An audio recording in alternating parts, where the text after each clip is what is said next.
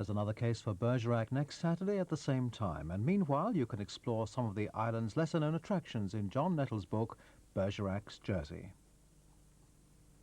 Tomorrow on BBC One, the mystery continues, but Albert Campion has a few surprises. I don't believe it. Do you like card tricks? Or shall I tell your fortune, Mrs. Shannon? You've got a lucky face. I see a silly old woman and her even sillier son who might give the game away, and perhaps they already have. But what is the game, and is she really the culprit? Campion, tomorrow at 8:35 on BBC One. It's Saturday Night Clive on 2 shortly, and tonight media watcher Clive James finds out how violence is used as an ingredient in American TV entertainment. In 15 minutes on 1, we begin a new thriller series about an ex-cop who solves crime in a late-night radio phone-in with the Midnight Caller. But now it's time for the news with Martin Lewis. Labour say the health service review will make it uneconomic for some hospitals to treat kidney patients. But the government say the Labour leak of next week's white paper is a distortion. Staff and patients have nothing to fear. And Sinn Féin's president says the IRA's killings of civilians are at an exceptional and regrettable level. Peace protesters call that hypocrisy.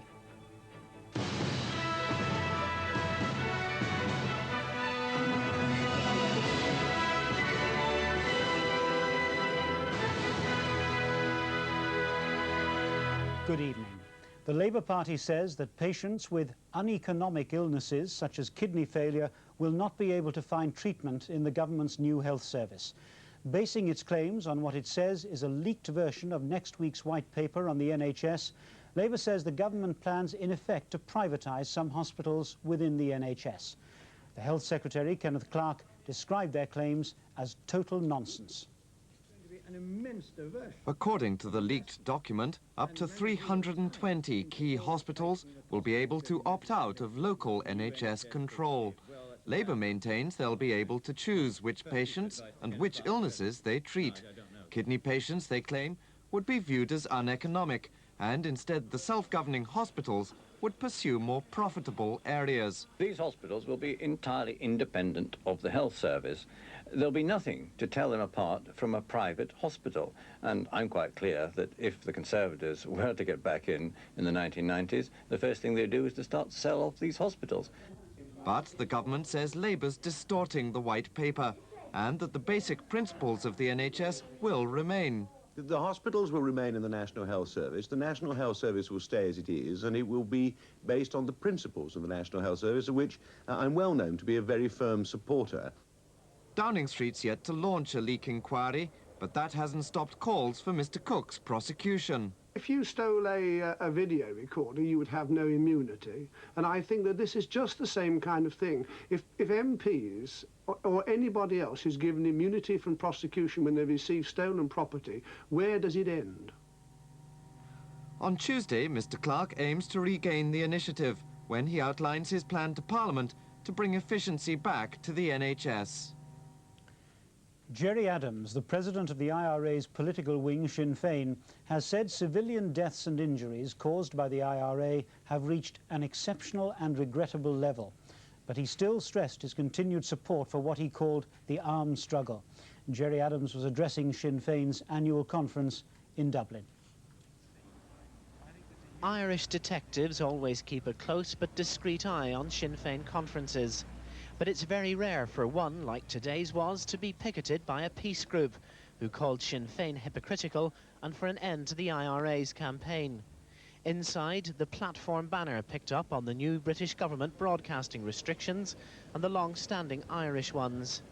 Sinn Féin has been damaged by the number of murders of civilians caused by the IRA in recent times, perhaps leading to its political wing seeking to improve its credibility in the proposed establishment of a new anti-imperialist group which would involve other parties. And perhaps too in Sinn Féin not running a candidate in this year's European elections in Northern Ireland, but supporting an agreed candidate. Sinn Féin leaders know the political damage caused by IRA mistakes. Under the government's restrictions, we can't broadcast the sound of any speeches by Sinn Féin representatives, but we can report that one of those leaders, Martin McGuinness, said civilian deaths caused by the IRA were wrong. Party president Gerry Adams too said those deaths and injuries were regrettable. He refused to condone them. But he added that nothing he said should be interpreted as a condemnation of the IRA. He said he'd had meetings with Northern Protestants and their views must be understood by Republicans. Sinn Féin is stressing and aiming to build up the political part of Republican strategy. But there's no question of any reduction in the party's support for the other part, the IRA and its campaign. A policeman has been killed and another seriously injured in a grenade attack on their car in County Tyrone. The man who died was Constable Stephen Montgomery, aged 26. The attack happened as Constable Montgomery and two RUC colleagues were patrolling the main street of Sion Mills. One of the men left the car to deal with a routine inquiry. A grenade was then thrown at the vehicle. An RUC spokesman described the attack as abhorrent. The Irish envoy Patrick McCabe has arrived in Beirut to check on the rumours that the Irish hostage Brian Keenan is about to be released. Mr McCabe, who's based in Baghdad, brought forward a planned visit to Beirut because of the unconfirmed reports. This affair now has a momentum of its own. Irish Ambassador Patrick McCabe flew into Beirut, echoing his government's insistence that they were merely reacting to rumours. I shall be seeing people in diplomatic circles, in journalistic circles and in other circles, but as to the persons concerned, I don't care to specify who they would be. That bland statement did nothing to dispel speculation that things are moving, nor did the arrival in the Syrian capital Damascus of Iranian Foreign Minister Ali Akbar Veliati. He's been a regular visitor of late as Iran and Syria try to negotiate a ceasefire in Beirut. But inevitably, Mr. Veliati was asked about hostages. And we do hope all hostages will be released very soon. How soon, sir? As soon as possible. That, on the surface, optimistic answer should be seen in context. The Iranians have been saying that for the last 3 years. The number of trainee air traffic controllers in Britain is to be increased again next year to cope with the expansion of air travel. The Civil Aviation Authority says 180 trainees will be taken on in 1990. That's more than double last year's intake. It's thought air traffic could treble by the end of the century, and the Civil Aviation Authority says it's taking on new staff to meet that increase. But last year, a spate of near misses drew attention to the problems many air traffic controllers now experience in marshalling Britain's increasingly crowded skies. The CAA denies they're understaffed at present, although they say they are planning to amend the way new recruits are trained so that they can complete their courses more quickly. It's a medium-term solution, but the problem is they should have been doing this 4 years ago, and what they were doing 4 years ago was announcing a 10% cut, 10% redundancy amongst air traffic controllers. Earlier this week, the CAA said it was to investigate fatigue amongst controllers and the possible threats that poses to passenger safety. That inquiry could lead to a formal limit on the hours worked by air traffic controllers. Currently, even though pilots are restricted in the number of hours they can work, no such restrictions exist for air traffic controllers. The Prime Minister has come under fire from both the Labour leader Neil Kinnock and the leader of the Democrats, Paddy Ashdown, for attacking freedom in Britain. Mr Kinnock said the government had corroded the very concept of liberty and created a state where bribery, bullying and slander rule. Both leaders were speaking at a rally in Cheltenham, marking the 5th anniversary of the ban on trade unions at GCHQ. Organisers say 10,000 people marched through the town. A report that the government is planning to withdraw more than 1,000 troops from Gibraltar has been described as speculative by the Ministry of Defence. A spokesman said force levels were under constant review, but if there was any change in policy, an announcement would be made. In the FA Cup, the hopes of the non-league clubs have finally disappeared, and Steffi Graf makes it 5 Grand Slam titles in a row. With the details and the rest of the day's sport, our sports correspondent, Bill Hamilton. The last 2 non-league clubs are out of the FA Cup. Sutton United, conquerors of First Division Coventry in the 3rd round, were humiliated at Norwich. Malcolm Allen scored 4 times and Robert Fleck got a hat-trick in a runaway 8-0 win. Robbie Cook scored his 11th goal for Kettering in this season's competition, but they went down 2-1 at Charlton. Neil Redfern's goal for Watford proved decisive in their 2-1 win over First Division Derby, while Simon Garner set up Blackburn's victory against another First Division side, Sheffield Wednesday. Third Division Brentford were also hoping to surprise Manchester City, a side with a notable cup pedigree. Colourful scenes at Griffin Park with football's latest eccentric craze in town. A former player, Imre Varadi, known mysteriously as Imre Banana, was responsible. Now they come in all shapes and sizes. Soda Cup shocks. 13 matches without defeat may have disqualified Brentford as pure underdogs, but City's form has been good too. Until today. Blissett's goal in the 10th minute came from Brentford's first real opportunity. From then on, they always looked likely winners. Just before half-time, Jones took his second chance rather more emphatically than his first. Brentford's big day was taking shape, though after the break, Manchester half-heartedly threatened a comeback. The introduction of substitute Gleghorn resulted in City's one productive moment of the afternoon. Yet hopes of a complete revival were drastically overinflated. Brentford more than held on. They then scrambled a conclusive goal that was eventually credited to Blissett, his second of the match. So further cup success for Steve Perriman, once a cup final captain with Spurs. Yet in all the celebrations, more evidence of football management's unpleasant side effects. I haven't had a correct voice since 2 years ago when I took the job. So it never gets a rest. You're either shouting in training or shouting on match days. But it's worth it when you win. With their youngsters, including Lee Sharp, again in inspired form, Manchester United were never in any danger against Oxford. A marvellous interchange between McClair and Milne, and there was Mark Hughes with his 14th goal of the season. But it was into the second half before Steve Bruce timed his run perfectly to meet a corner and give Old Trafford's biggest crowd of the season, more than 47,000, further reason to celebrate. Two more were to follow. Mal Donaghy's shot deflected past his own keeper by Jim Phillips, and then skipper Brian Robson presented with the easiest of chances. Manchester United 4, Oxford 0. The cup holders Wimbledon looked to be facing a difficult tie at Aston Villa, but a second-half goal from their midfield player Vinnie Jones took them through, although they had defender Eric Young sent off, one of 9 players dismissed today. In the Scottish Cup, Gordon Dalziel put part-timers Raith Rovers in front against Rangers, but a late goal by Ian Ferguson let the Premier Division leaders escape from Kirkcaldy with a 1-1 draw. Dave Bowman and Raphael Mead scored the goals, which put Dundee United through against their Tayside rivals, Dundee. It was Pilkington Cup day in Rugby Union, where the biggest upset was the defeat of First Division Moseley. They were beaten by 6 points to 3 by the Cumbrian club Aspatria. But the cup holders Harlequins had no such problems on their visit to the home of the game, Rugby. Harlequins made a confident start, pinning Rugby into their own half. Their first try coming from number 8, David Thresher.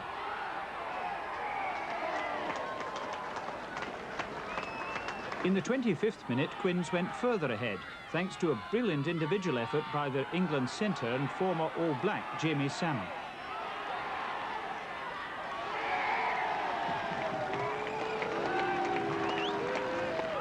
In the second half, Rugby, who play in the third division, fought back. But a careless pass let Salmon in for his second try. Final score, Rugby 3, Harlequins 25. In Rugby League's Silk Cut Cup, Castleford's fine season continued in their first round tie at Hull. It took them most of the first half to break down a determined defence. Their concerted pressure, though, eventually paid off when the forwards combined to bludgeon an opening for Shane Horrow to score what was to prove the game's only try. The score, Hull 4 points, Castleford 7. Steffi Graf emphasised her domination of women's tennis with victory in the Australian Open Championships. She claimed her 5th Grand Slam title in succession by beating Elena Sukova in the final. Though she won in straight sets, Miss Graf had to graft for her win in temperatures that rose to 100 degrees at court level against a resilient opponent. After 71 minutes on court, Miss Graf took the match on her second championship point.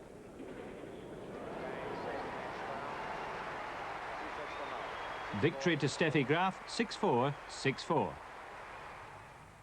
Tonight's main story again. Labour says the health service review will make it uneconomic for some hospitals to treat kidney patients. but the Health Secretary says users of the NHS have nothing to fear. And a look at some of tomorrow's front pages. The Observer reports the secrets of the NHS blueprint and claims changes in next week's Health White Paper are even greater than expected, while the Sunday Telegraph says the White Paper will bring in a quality control procedure for surgeons. And the Sunday Express says the door is open for Sunday trading. The government will give its approval. That's it from the newsroom. Good night.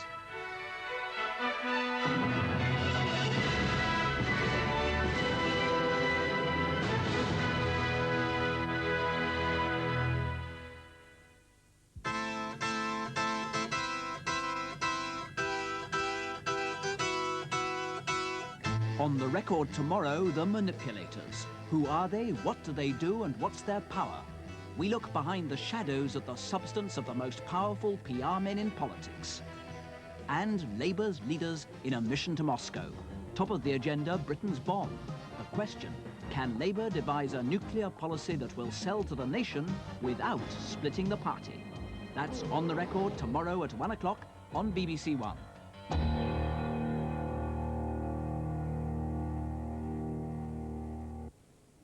Hello, this front gave the south some unaccustomed rain today, whilst this front gave the north some only too customary wind and rain up there. Meanwhile, this front is rushing away, it's dying in the continental bosom of that high-pressure area, but this one will still give wind and rain in some northern parts of Britain tomorrow. A wide range of weathers over the country at the moment. Skies are clearing over England and Wales. There's going to be a widespread frost. In the south, particularly, some patches of ice as well, where it's rained today. And there'll be, perhaps more importantly, some patchy mist and fog as well. Meanwhile, over Northern Ireland and Scotland and the far north of England, too much wind for any frost, indeed some rain in the far north of Scotland, and severe gales in exposed parts of the north as well. Much less wind in southern districts. Those are the temperatures at least -2. In the south, some places no doubt as low as -4 Celsius, 25 Fahrenheit. Much milder and windier, of course, in the north. Tomorrow, any fog in the morning, clearing fairly steadily, I think, and a bright day over England and Wales with sunshine at times. A lot of cloud though, over Northern Ireland and Scotland, and over the north and some western parts of Scotland there'll be rain at times as well, and still very windy in northern districts here with gales in exposed places, and even rather more breeze in some southern districts as well. But a mild day, 9 Celsius, a pleasant 48 Fahrenheit. The magic Moray Firth, warmer than that, 13 Celsius, 55 degrees Fahrenheit. Finally, a mainly dry but windy in the north summary of that. Good night. Rodney, have I got news for you, bruv. You, Rodney Trotter, have only won a competition. You clever old thing. I didn't even know you'd been in for a competition. Well, no, it was... Dale, I never went in for this competition. There's Something in the Air, tomorrow at 7:15 on BBC One. In 50 minutes, Yul Brynner stars in Westworld, a futuristic holiday resort of Delos, where for $1,000 a day, clients can kill people over and over again. Well, first we begin a new series of dramas starring Gary Cole as the Hawk, an ex-cop who solves crime by radio after hearing from the Midnight Caller.